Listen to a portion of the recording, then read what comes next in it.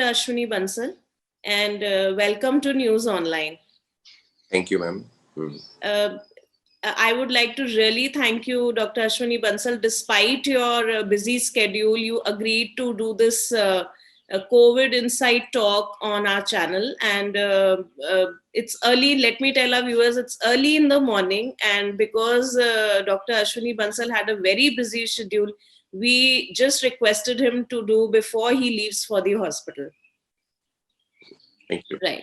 So, Dr. Ashwini Bansal, it has been a real testing time for all of us, and especially हम तो चलिए आराम से अपने कंफर्ट और घर पे बैठे थे, वर्क फ्रॉम होम था. I know doctors can never work from home, and especially you are a cardiac surgeon. So how can you work from home? So how was this testing time, and how did you overcome all the, all these situations? Yes, definitely. For the last 1 year, means all it started in last Feb and March 2020. So a lot of patients were waiting when actually this lockdown happened. So initially we also postponed the elective surgeries for almost 3 weeks. Then all these patients started calling us कि now they have lot of symptoms, बहुत problem हो रहा है, तो आप उनका surgery कैसे करेंगे? So then we all the team sit together, and then we made a plan for them. We made a protocol. Okay, when patient will come, then we will screen them with these tests, and then we started doing surgery slowly in end March. So then we realized that by following this protocol, we are making our patients as well as staff very safe, and patients were doing fine. So then we jumped to our normal numbers by the end of April. And by the God's grace, in the last 1 year, none of our patient had COVID related complications. We were able to detect the patients with COVID in this screening protocol, and none of the COVID positive patients were able to mix with the normal patients in our ICU. So जबकि doctor Ashwini, it would have been really difficult because आपका patient, आप जबकि आपका hospital Derabassi में है, पर आपका patient all over the I could say map आता है. बहुत से आपके पेशेंट्स जम्मू, करनाल और दिल्ली वाली बेल्ट से भी आते हैं. तो हाँ जी, तो बहुत मुश्किल होता है ऐसे में आपको Covid and non Covid patients को अलग से ट्रीट करना, एंड अपनी हेल्थ की भी साथ में वो देखना. So thank God we all sailed through it, and finally the vaccine is out. सबसे बड़ी खुशी की बात ये है कि अब वैक्सीन आ गई है और हम थोड़ा सा एट माइंड ईज हो गए हैं, स्पेशली अपने सीनियर सिटीजन्स को लेके. तो पर बहुत सी मिक्स फीलिंग्स हैं. डॉक्टर साहब, कल भी मैंने आपसे जब डिस्कस ही किया इस वेबिनार के लिए, तो मैंने टाइम्स ऑफ इंडिया में एक न्यूज पढ़ी, और उसके बाद ही मेरे को ये क्वेश्चन आया कि क्यों ना हम एक वेबिनार करें अपने ऑडियंस के लिए. बहुत सी रूमर्स हैं, जैसे कि एक रूमर यही है कि अगर हमें डायबिटीज या हाइपरटेंशन है तो क्या हमको ये वैक्सीन लगानी चाहिए.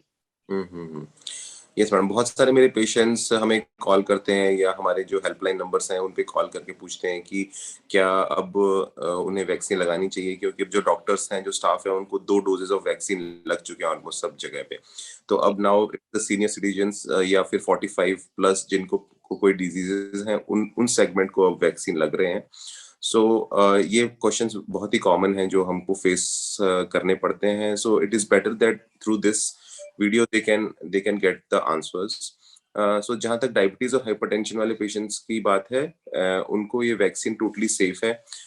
ये हमने जो इनके वैक्सीन्स के जो इन्होंने अपने मैनुअल्स दिए हैं, इन्होंने जो अपने वेबसाइट्स पे गाइडलाइंस दी हैं, जो हेल्थ ऑर्गेनाइजेशंस हैं, WHO उन्होंने जो गाइडलाइंस दी हैं, गवर्नमेंट ऑफ इंडिया की जो गाइडलाइंस हैं, उनमें इन्होंने क्लियरली मेंशन किया है कि डायबिटीज और हाइपरटेंशन के पेशेंट्स को वैक्सीन सेफ है और उन्हें वो लगा सकते हैं आराम से.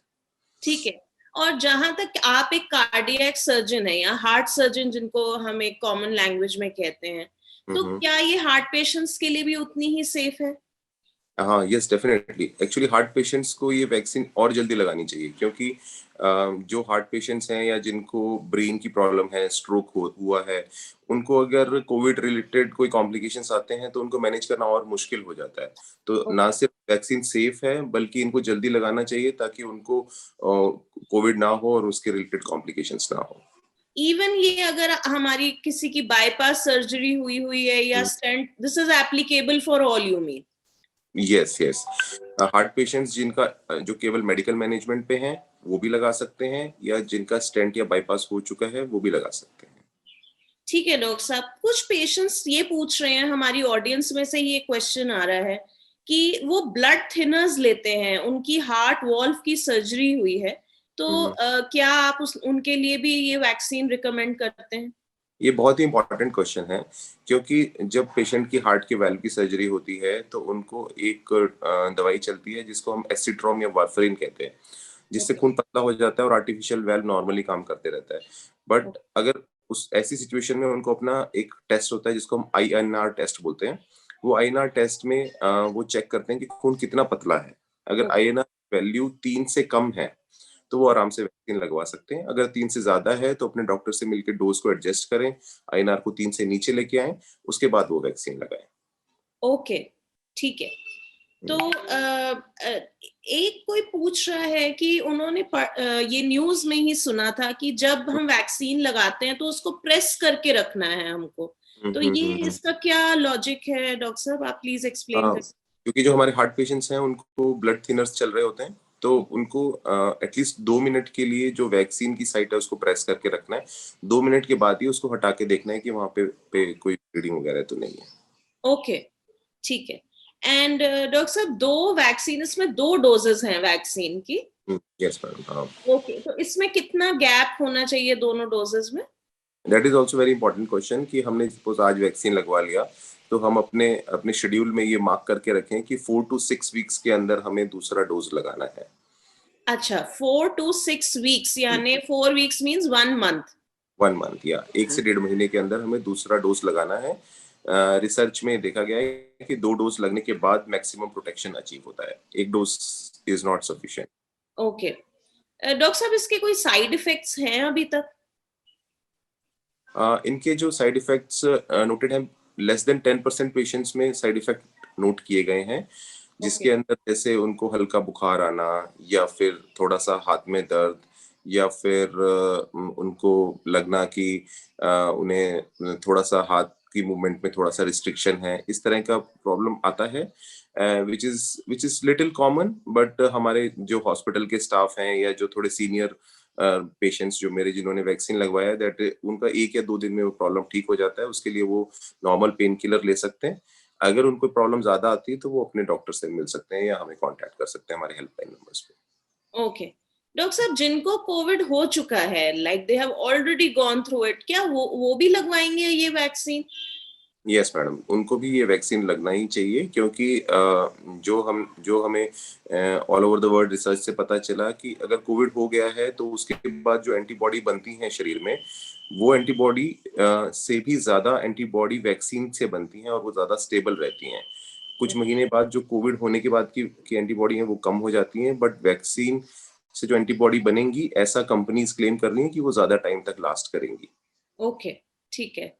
डॉक्टर साहब, ये भी न्यूज में मैंने कहीं जो ये मिथ्स और ये सब आ रही हैं, उसमें कहीं ये भी आया है कि अगर आपको कोई एलर्जी है तो आप अभी ये वैक्सीन ना लगाएं। अगर कोई भी ड्रग्स के लिए ज्यादा रिएक्शन हुई है, लाइफ थ्रेटनिंग प्रॉब्लम हुई है, उनको सांस लेने में दिक्कत या स्किन में बहुत ज्यादा रैशेस या इचिंग हुई है, तो उन्हें ये वैक्सीन के लिए अवॉइड करनी चाहिए, क्योंकि अभी हमारे पास पूरा डाटा नहीं आया है कि किस ड्रग्स की एलर्जी के साथ ये क्रॉस रिएक्ट करेंगी। Okay. The similar thing is for the pregnant females and the breastfeeding females also. Yeah, same thing applies to them also. Okay, ठीक है, ठीक है। ठीक है डॉक्टर साहब, any other question that is coming up to your mind जो आप हमारे दर्शकों के साथ शेयर करना चाहते हैं? The last thing I want to tell them कि वैक्सीन से डरे नहीं। हमारे काफी हॉस्पिटल के करीब 200 स्टाफ को लग चुकी है, उसमें हर एज ग्रुप के स्टाफ मेंबर्स हैं, पेरेंट्स को लग चुकी है, हमारे कुली के में हमारे पेरेंट्स को, तो उनको कोई किसी को ऐसा मेजर साइड इफेक्ट्स आए नहीं है।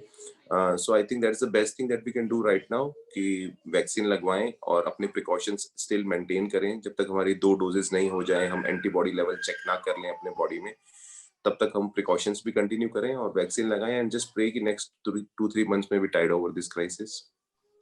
Very true, Dr. Sab. It has, again, I repeat, it has been a testing time, especially for people like you, जिन्होंने दिन रात कोरोना के बीच में भी रह के अपना कर्तव्य, you could say, कि उसको पूरा किया है. So thanks for being on our channel, Dr. Sab, and see you very soon again. Thank you. Press the bell icon for news updates.